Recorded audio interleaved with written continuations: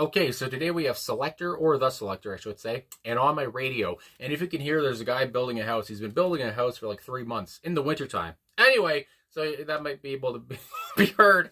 But I wanted to do this. I just kind of woke up and I was thinking, I've had Lip Up Fatty in my head, and I thought I want to do another, two-tone ska revival band here, as it's put. And here we are from 1980, I do believe. So less than 2 minutes 58 seconds anyway, less than 3 minutes. Let's get into this, talk about it after the Top of the Pops performance. Let's go.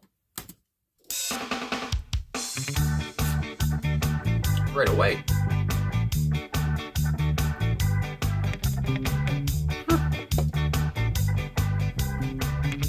The dancing.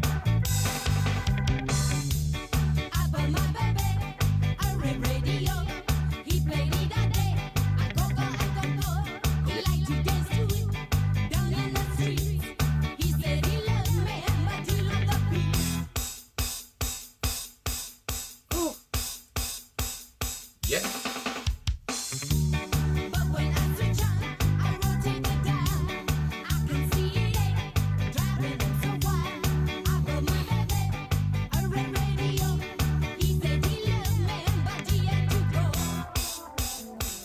The organ.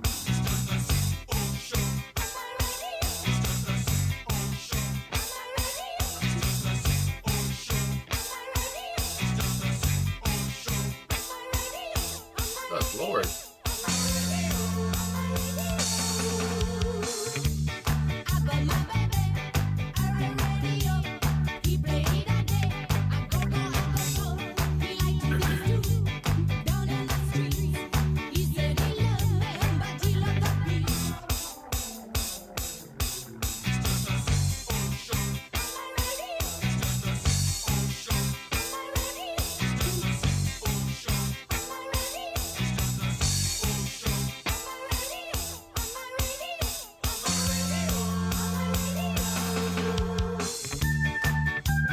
Goodness.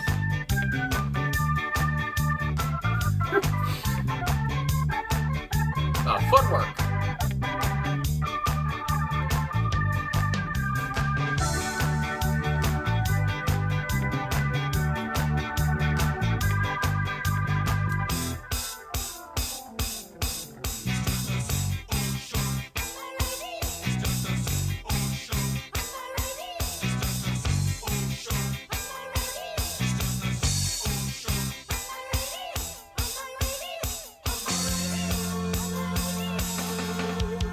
Right. On his knees.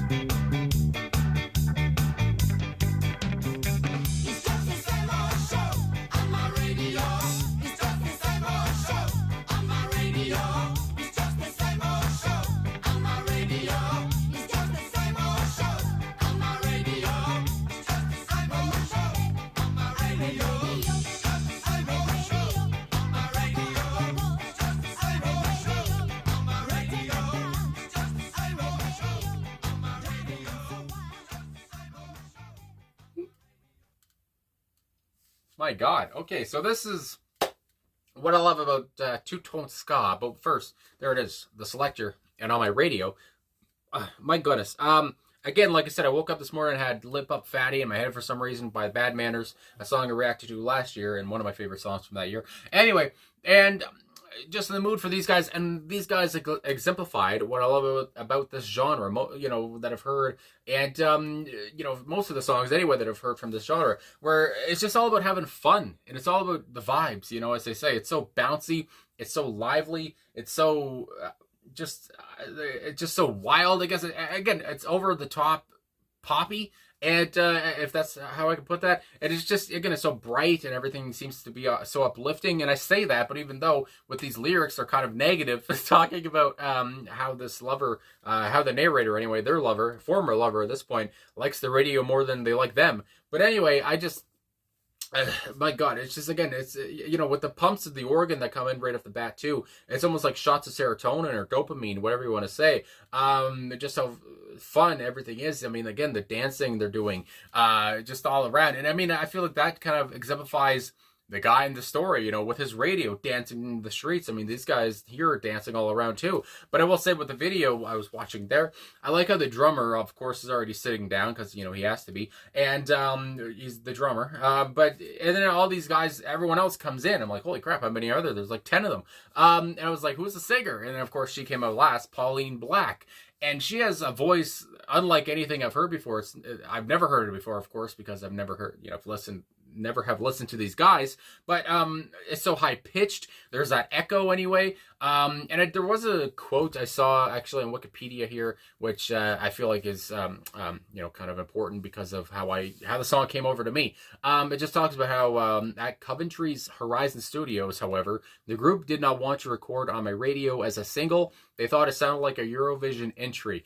And, you know, yeah, that's what came to my head, you know, Eurovision entry. It's just, I don't know, there's such a, I don't want to say novelty about it, but it's just because I know these guys have other great songs too. But there's just, it's so, I don't know what the hell to say. And I've never listened to anything else they've done. So I don't know what I'm talking about really. But yeah, there's just that element to it of, yeah, it sounds like a Eurovision song or whatever. It sounds like a song that is just so different. It's just so out there again. And I feel like Pauline's voice is a big part of that, and that consistent drum beat behind them too, which I feel like, it's not like it's an overbearing, you know, loud drum beat. It's just a consistent, almost light in its own way, because maybe I'm just thinking of light because of Pauline's voice, which is just, again, so light and airy. So everything, again, is nothing overbearing at all, except as well with the backing vocals here, so who I do believe, just to look at the personnel anyway, who I do believe is Gaps, he went by, but Arthur Hendrickson, but he went by Gaps, and Neil Davies. Neil, Neol, but I think it must be Neil.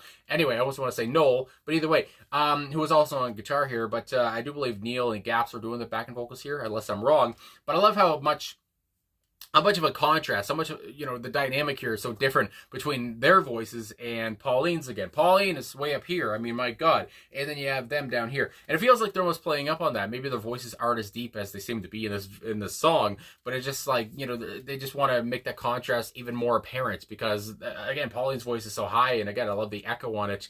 It's just unlike anything I've heard before. And just that consistent on my radio. Again, I don't know. I love that. I love the spaces in between as well. There's one part, especially, I think it was like early on in the song, when all you could hear was the drumming, and then, you know, it's just a little bit of a pause, a little sparse, and then here we go again. I don't know. I just love how they took time at parts anyway. Again, the song was less than 3 minutes, but again, there was spaces in there where, you know, you could fill it in with dancing. I mean, my God. But yeah, and funky as well in a way, you know, some great guitar work. I mean, this is one of those songs where the guitar work and the bass work isn't what I think of immediately. What I think of is Desmond Brown, I believe, who was on the Hammond organ here. I mean, and although everyone seemed to be having a lot of fun, I feel like Desmond seemed to be having the most fun. I mean, his smile in there was infectious. And just his organ playing, I almost felt like I was at a baseball game at points. I mean, my God. And again, just so light, and it sounded fun too. And I also want to say, just to mention Desmond's smile, it seemed at one point Pauline, unless it just was not the case, I don't know, but to me anyway, at one part, in particular, which I can't remember now, when she was singing, it seemed like she was almost holding back a smile.